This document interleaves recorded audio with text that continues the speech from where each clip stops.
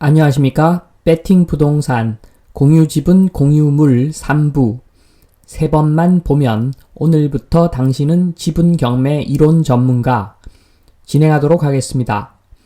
목차는 1번 공유자 우선 매수 청구권 지분 경매 이론의 50%라고 보면 될 것 같습니다. 2번 지분 경매 전략 3번 지분 경매 마스터 대항력 있는 임차인이 있는 경우입니다. 이 순서로 진행을 하겠습니다. 1번 공유자 우선 매수 청구권 대상은 경매로 나온 물건 모두에 대해 공유 지분이 있는 공유자입니다. 이 조건이 좀 애매하다 싶으면 다음을 보면 됩니다. 공유 지분이 타인에게 가면 재산상 손실을 입는 공유자. 그래서 이 두 가지 조건을 모두 만족하면 공유자 우선 매수 청구권이 있다. 이렇게 보면 거의 맞다고 봅니다.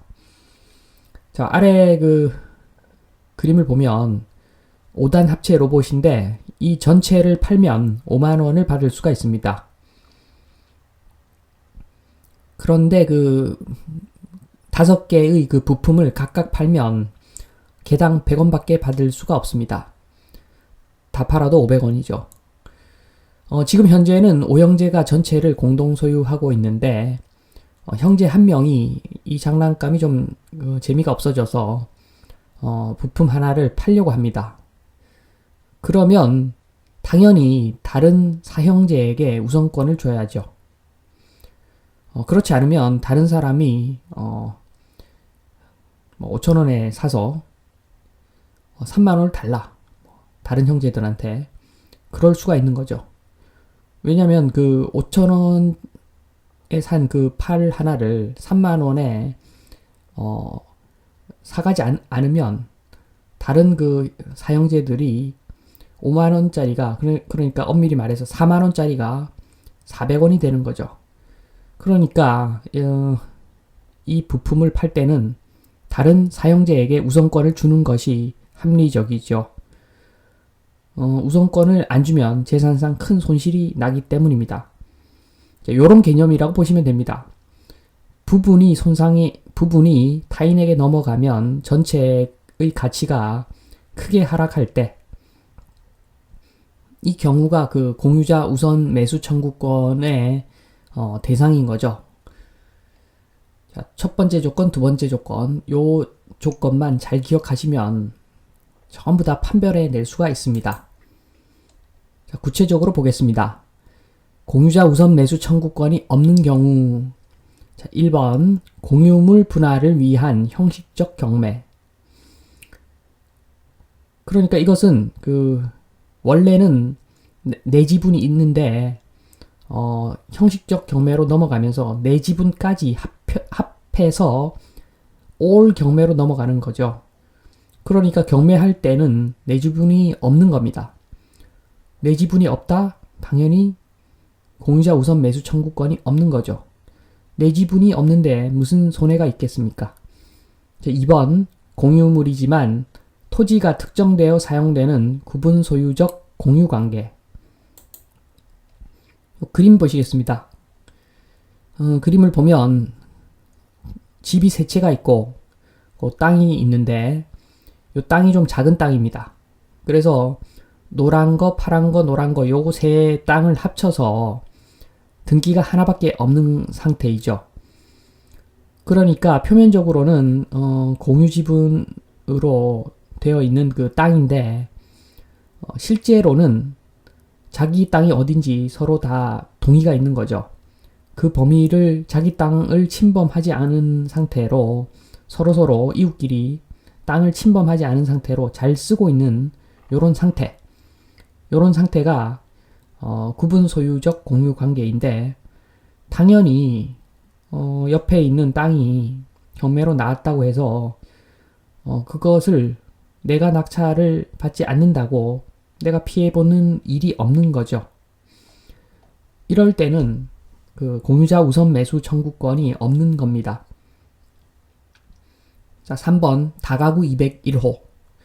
원래 다가구는 단독주택에 속하는 물건으로서 뭐 101호, 201호, 301호 이런 식으로 편의상 호수를 나누더라도 등기는 하나지요. 그래서 일반적으로 한 명이 다 들고 있으면서 월세를 받는 형태인데 뭐 좀 잘못돼서 어떻게 스토리가 복잡하게 얽혀서 채권 채무 관계도 있고 뭐 여러 가지 스토리가 있을 겁니다. 그래서 어떤 경우에 있어서는 101호를 다른 사람한테 넘기고 또 201호만 또 넘기고 이렇게 해서 다가구지만 다세대처럼 운영되고 있는 그런 물건이 있다면 그것은 이 다가구 201호가 그 땅 공유 지분이 있겠으나 사실상 쓰는 데는 그 다세대처럼 전유 부분을 잘 쓰고 있는 그런 상태이기 때문에 이럴 경우에는 101호 주인이 공유자 우선 매수 청구권을 주장할 수 없는 경우입니다. 101호 입장에서는 201호가 다른 사람한테 넘어가더라도 지금이랑 똑같은 거죠. 똑같이 지금 쓰면 되는 상황이기 때문에 이런 경우에는 공유자 우선 매수 청구권이 없다. 그리고 당연히 집합 건물은 공유자 우선 매수 청구권이 없겠지요. 자, 4번 일괄 매각. 경매를 보면 29-1만 경매로 나오는 것이 아니라 29-1, 2, 3, 4, 5 그렇게 필지 5개가 나올 때가 있습니다. 그러니까 이 필지를 쪼개면 가치가 현저하게 떨어질 경우가 있는데 이럴 때는 필지 5개, 뭐 6개, 7개 이런 식으로 뭉쳐서 경매에 나올 때가 있습니다. 이 경우에 경매는 5개의 필지가 나왔는데 29-1, 2, 3, 4 이 네 땅만 공유 지분이 있는 공유자는 29-5에 대한 지분이 없기 때문에 공유자 우선 매수 청구권을 주장할 수가 없습니다. 자, 그리고 5번 토지의 일부 지분하고 건물 전체가 경매로 나온 경우 당연히 토지의 지분은 있으나 건물의 지분이 없기 때문에 이런 경우에도 공유자 우선 매수 청구권이 없습니다. 뭐 건물 지분, 토지 전체 이런 경우에도 공유자 우선 매수 청구권이 없겠으나 그런 물건은 제가 잘 본 적은 없습니다. 자, 3번 경매 개시 결정 또는 경매 기입 등기 또는 압류 이후 공유 지분 취득한 공유자의 우선 매수 청구가 가능한가, 불가능한가. 이 공유 지분 경매에 있어서 굉장히 논란의 여지가 많은 그런 상황입니다. 그러니까 지분이 경매로 넘어간다는 사실을 알고 나서 다른 지분을 취득한 다음에 공유자 우선 매수 청구권을 행사하는 것이 가능한가 불가능한가 이런 이야기인데 이것은 민사집행실무총서 전직 판사죠. 윤경 판사 그리고 손흥수 저서 시리즈물 중에서 부동산 경매의 실무 1, 2 2017년에 출판된 그 책의 1023면에 그 질의 답변 내용에 요 답이 있습니다. 저는 이 책을 본 것은 아니고 그 황경진 경매 블로그 경매 TV 거기서 봤는데 황경진 씨도 대단하신 분이죠. 경매에 있어서 저보다 훨씬 많이 아시는 분인데 여기에 이런 내용이 있습니다. 갑을 공유 지분 중 갑의 지분이 경매에 나올 때 이미 경매 진행 중 경매 기입 등기 후 을의 공유 지분을 취득한 병은 갑의 공유 지분에 대해 공유자로서 우선 매수할 수 있다. 자, 저 3번의 저 질문에 대해서 가능하다라고 결론을 짓고 있습니다. 그러니까 경매 기입 등기 이후에 지분 물건이 경매로 넘어간 사실을 알고 나서 다른 지분을 취득한 다음에 우선 매수 청구권을 행사할 수 있다는 내용이죠.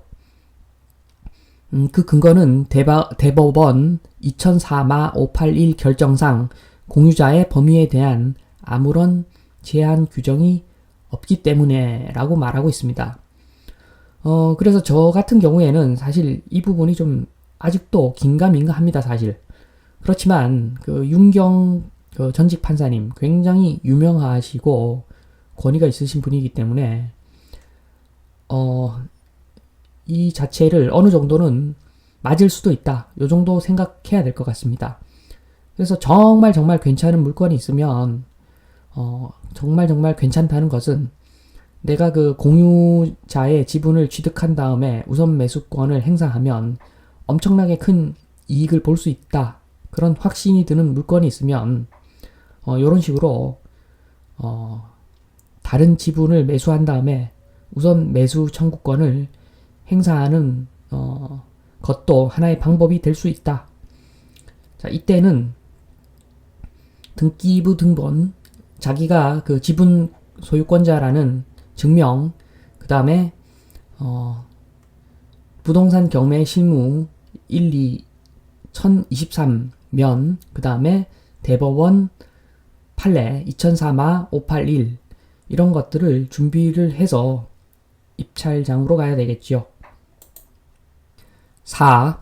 공유자 우선 매수 청구 방법입니다. 자, 경매와 공매를 나누는데 경매부터 보겠습니다. 지금 대세는 공유자 우선 매수 청구권을 1회에 하나여 행사할 수 있는 것이 거의 대부분 법원의 지금 정설로 자리 잡아 가고 있기 때문에 이 경우에 대한 방법입니다. 자, 준비물은 부동산 등기, 나는 공유자다, 증거죠. 그리고 주민등록 초본, 입찰 보증금 준비를 하시고 시기는 집행관이 다음 개찰할 사건 번호를 호칭하기 전까지만 행사하면 됩니다. 방법은 입찰자가 있을 경우 우선 매수 청구하겠습니다 라고 그냥 외치면 되는 겁니다.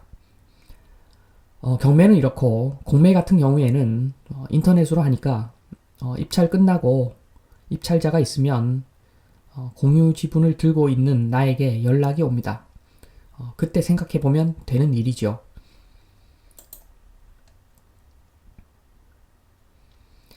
자, 참고로 그 옛날 경매의 전략 한번 보겠습니다.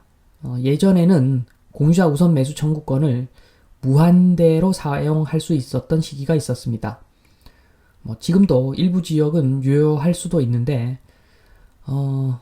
그러니까 일부 법원에서 만약에 공유자 우선 매수 청구권을 무한정 사용하도록 할 수 있게 한다면, 자, 입찰 전에 공유자 우선 매수 청구권을 행사를 합니다. 행사한다고 고지를 합니다. 그러면 그 공유자 우선 매수 청구한다 이런 내용이 고지가 되기 때문에 입찰에 참가를 거의 안 할 확률이 높습니다. 어차피 공유자가 가져갈 건데 힘들게 그 입찰을 할 필요가 없는 거죠. 그렇기 때문에 입찰자가 나타나지 않을 확률이 높기 때문에 입찰 당일에 그냥 가서 법원 가서 지켜보고 있다가 매수자가 없으면 그냥 조용히 나오면 되는 거죠. 그렇게 하면 유찰되면서 가격이 쫙 떨어지고 나중에 초저가로 공유물을 낙찰을 받을 수가 있는 거죠. 공유자가. 그 옛날 방법이고 지금은 이런 방법은 가능할 것 같습니다. 배팅 응용이죠. 자, 만약에 칠형제가 공유자다 또는 뭐 오형제도 좋습니다. 칠형제가 공유자다. 그러면 입찰 전에 공유자 우선 매수 청구를 고지를 하고 형제 1호죠. 형제 1호. 1호기가 그렇게 우선 매수 청구를 합니다. 그래서 입찰 당일날 조용히 나오는 거죠. 그리고 2호기, 3호기, 4호기 계속 나갑니다. 그래서 입찰 가가 쫙쫙 떨어지는 거죠. 그러다가 나중에 초저가로 공유물 낙찰을 받으면 되는 거죠. 이런 방법도 있다. 이렇게 알아두시고, 자, 이제 그 2번으로 넘어가겠습니다. 지분 경매 전략.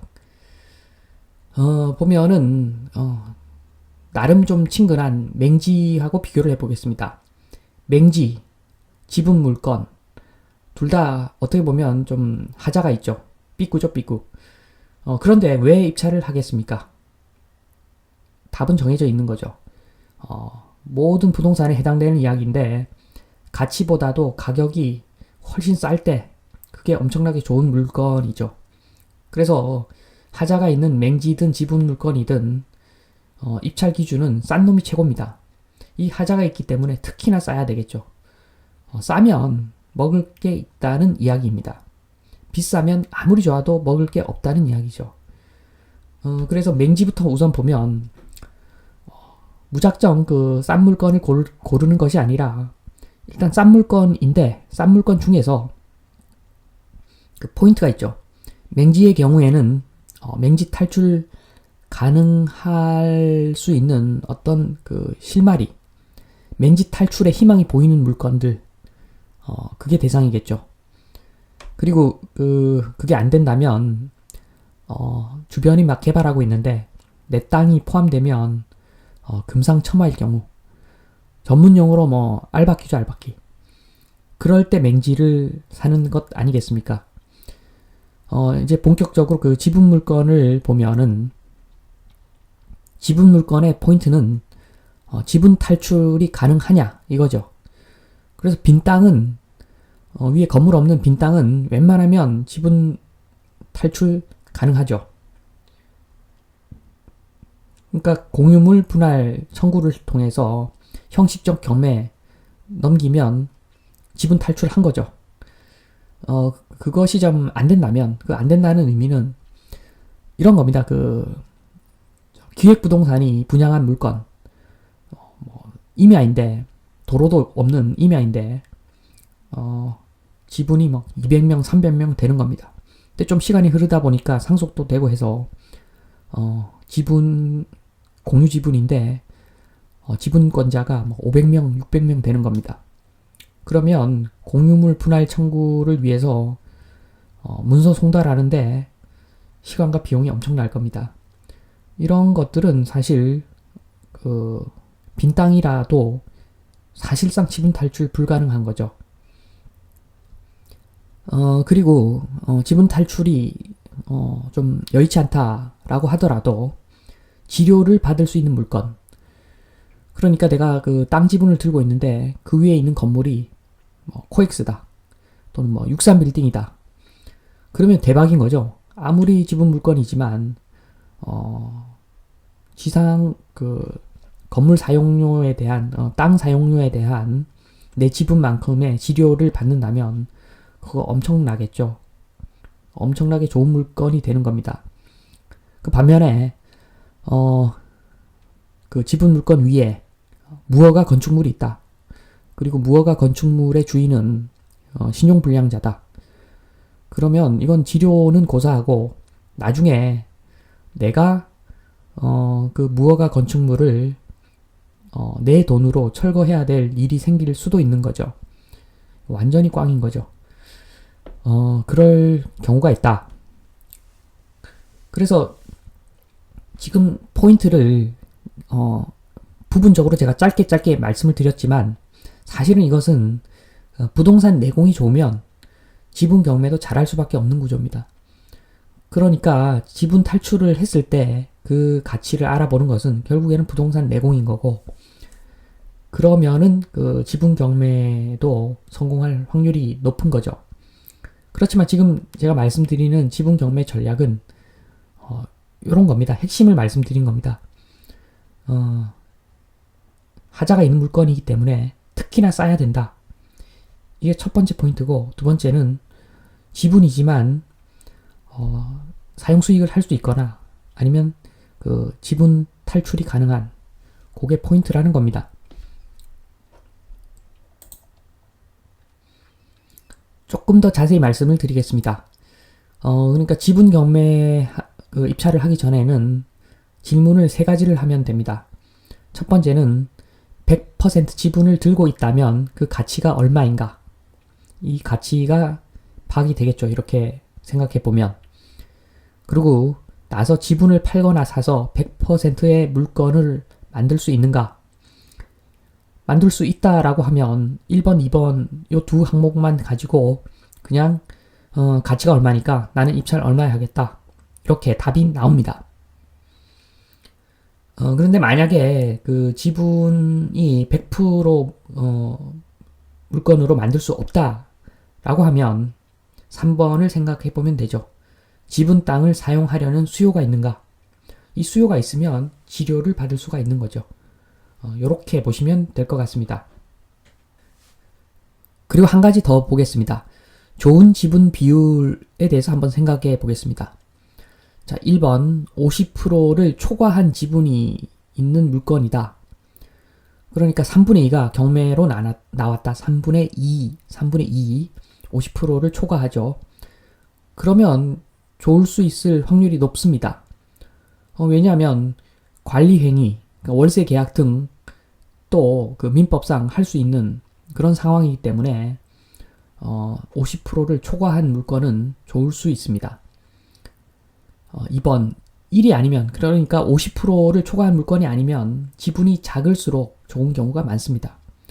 그 이유는 지분이 아무리 작아도 사용 수익과 보존 행위, 그러니까 명도 청구죠.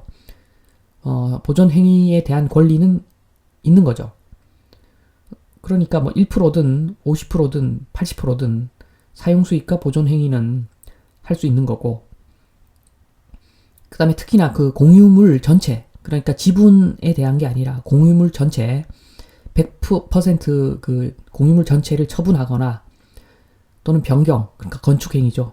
이런 걸 할 때 그 1%만 들고 있어도 목소리는 낼 수가 있는 거죠. 전혀 무시하고 진행을 할 수는 없기 때문에. 그리고 지분이 작으면 부담이 없습니다. 내가 1%밖에 들고 있지 않은데 뭐 세금 내면 얼마나 내겠습니까? 그리고 비용 발생하면 얼마나 발생하겠습니까? 그래서 그냥 1% 그냥 들고 있다가 그냥 마음 편하게 50년 후에 지가 상승할 때 그때 나는 뭐 팔든 어떻게 하겠다. 이런 마음을 먹으면 마음이 편안한 거죠. 그렇기 때문에 이런 경우에는 만약에 상대방이 99%를 들고 있다. 그러면 1%를 뭐 시세의 5배 정도에 사갈 수도 있는 거죠. 한번 잘 생각해 보시면 그럴 수 있다는 걸 아실 겁니다. 그래서 지금 2번 지분 경매 전략 부분은 사실은 이게 좀 여러 번 보면 더 파악되는 내용들이 많으실 겁니다. 그래서 여러 번 보면 좋은 부분이고, 자, 마지막으로 넘어가겠습니다. 3번 지분 경매 마스터, 대항력 있는 임차인이 있는 경우입니다. 제가 표로 정리를 했는데 이건 뭐냐 하면 지금 물건이 있는데 두 명이 소유하고 있습니다. A와 B가 소유하고 있는데 지분이 2분의 1씩 들고 있는 거죠. 그리고 임차인이 있는데 최선순위입니다. 대항력이 있다는 이야기죠. 임차 보증금이 그런데 전체가 10억입니다. 10억. 그래서 5억은 A가 반환해야 되는 몫이고 5억은 B가 반환해야 되는 몫입니다. 이 상태에서 A 지분이 경매로 나옵니다. 그때 내가 7억을 써서 낙찰을 받습니다. 그러면 임차 보증금 10억에서 7억을 빼는 것이 아니라 지금 경매 대상인 A 지분에 대한 보증금 5억에서 5억을 감하는 거죠. 7억에서 5억을 감하면 잔여 금액이 2억이 남는 거죠. 이 2억은 뭐 다른 채권자에게 넘어갈 것이고, 지금 임차 보증금은 B 지분에 대한 임차 보증금 5억은 그대로 남는 겁니다. 그렇기 때문에 지금 밑에 보시면 1번 A 물건 지분 2분의 1 낙찰을 위해 7억이 들어간 7억을 쐈죠. 입찰 금액을. 그래서 7억이 일단 들어간 상태고 A 지분에 대한 임차 보증금 5억은 배당으로 변제가 된 상태이고, 그래서 A 지분에 대해서는 인수할 금액이 없는데 B 지분에 대해서는 임차 보증금 5억을 지금 인수를 해야 되는 상황입니다. 낙찰자인 내가 B의 그 임차 보증금을 인수해야 될 의무는 없지만 임차인 명도를 하기 위해서 B 대신에 내가 5억을 인수한 다음에 임차인을 명도할 수가 있습니다. 자, 그리고 3번. 그러고 나서 B에게 구상권을 청구합니다. 5억 내놔라. 이렇게 하는 거죠. 그래서 5억이 채권이 되는 거죠. 그래서 5억을 B가 주지 않으면 B의 지분 2분의 1을 경매 신청하는 거죠. 그런 다음에 공유자인 내가 공유자 우선 매수를 통해서 전체 지분을 확보할 수 있다. 요게 그 대항력 있는 임차인 물건에 대한 지분 경매의 프로세스입니다. 요걸 머릿속에 넣어 두시면 웬만한 지분 경매 물건에서는 이론적으로 잘 몰라서 피해보는 일은 거의 없을 겁니다. 다시 한번 좀 숫자를 바꿔서 다시 한번 제가 설명을 드리겠습니다. 자, 똑같은 물건입니다. A 2분의 1, B 2분의 1, 임차 보증금 10억. 그런데 이번에는 내가 3억을 쏴서 낙찰을 받습니다. 그러면 지금 3억 중에서 3억 전부가 변제가 되겠죠. 임차 보증금 5억 중에서 3억이. 그러면 A 지분에 대한 임차 보증금 2억이 남고 B 지분은 5억이 그대로 남습니다. 그래서 당연히 인수해야 할 A 지분에 대한 임차 보증금 2억은 내가 통으로 인수를 하는 것이고, 그 다음에 추가로 B 지분 5억도 인수한 다음에 명도를 시키고, 그리고 B에게는 5억에 대한 구상권을 청구를 해서 그 5억을 주지 않으면 경매 신청 후 공유자 우선 매수 청구를 통해서 전체 지분을 확보하는 그런 프로세스입니다. 그래서 앞과는 좀 다른 게 지금 입찰 금액이 3억이기 때문에 일단 내 돈이 3억이 입찰할 때는 3억만 들어가고, 나중에 그 보증금 임차 보증금에 대해서 인수할 때 추가로 7억이 들어가는 거죠. 총 10억이 들어가고, 그리고 5억은 나중에 받아내는 그런 내용입니다. 지금까지 그 지분 경매의 핵심적인 사항에 대해서 살펴보았고, 아마 이 동영상만 한 몇 번 보시면 아마 그 지분 경매로 크게 실수할 일은 없을 것 같습니다. 이만 마치겠습니다. 감사합니다.